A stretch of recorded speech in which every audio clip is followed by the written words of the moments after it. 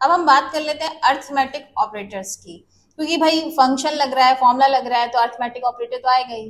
Basic operators क्या है? Plus, minus, divide, multiply, ये एक बेसिक फॉर्मूले होते हैं।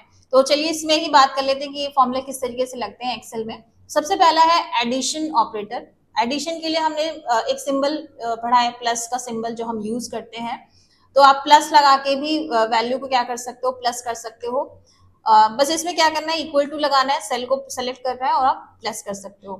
नेक्स्ट है यहाँ पे सब्ट्रैक्ट ऑपरेटर। सब्ट्रैक्ट के लिए माइनस का ऑपरेटर लगता है, माइनस का सिंबल लगता है।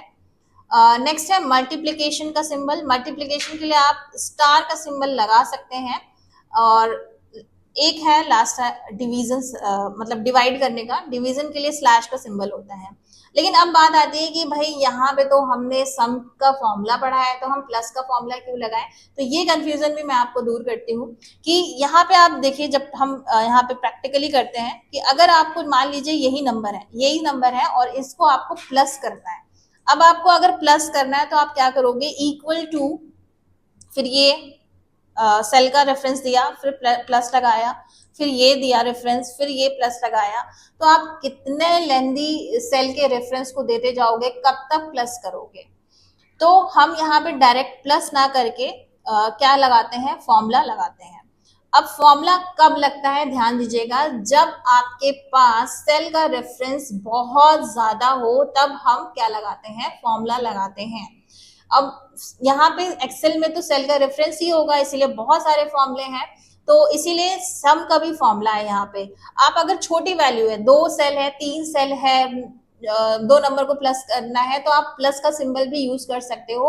अदरवाइज अगर बहुत ज्यादा सेल है तो हम सम, प्लस की जगह पे सम का फॉर्मूला ही लगाते हैं।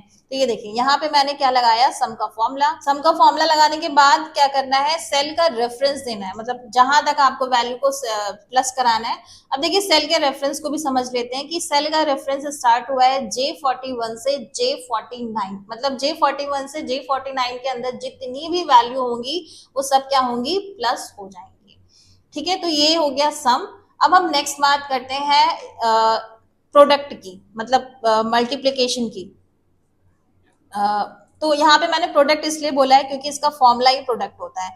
आप चाहो तो स्टार लगा सकते हो, लेकिन मैंने आपको बताया ना कि जब आपके पास सेल का रेफरेंस बहुत ज्यादा है तब हम फॉर्मूला ही यूज करते हैं। तो मान लीजिए अगर मुझे सिर्फ 2 सेल को ही मल्टीप्लाई करना है, तब आप स्टार का सिंबल लगा सकते हो, आंसर आपको मिल जाएगा। अब यहाँ पे देखिए थोड़ा सा ये है कि ई आ रहा है, 1E क्या है, ये मेरा फॉर्मूला गलत हो गया क्या? ऐसा कुछ भी नहीं है। वो एक्चुअली क्या होता है, सेल की एक विड्थ होती है, अगर उस विड्थ में अगर नंबर दिख रहे हैं प्रॉपर तो वो नंबर प्रॉपर दिखाता है। लेकिन सेल की विड्थ अगर बहुत छोटी है और नंबर बहुत बड़ा है तो वो क्या करता है, एक रोमन नंबर में लेके चला जाता है। इसलिए ये इस तरीके से दिखता है। जैसे मैंने सेल के विड्थ को बढ़ाया है, ये देखिए नंबर भी प्रॉपर वे में दिखने लगा है। अब ये देखिए हम बात कर रहे थे प्रोडक्ट की। प्रोडक्ट क्या करता है, अब हमें स्टार लगाने की जरूरत नहीं है क्योंकि मेरे पास सेल का रेफरेंस बहुत ज्यादा है।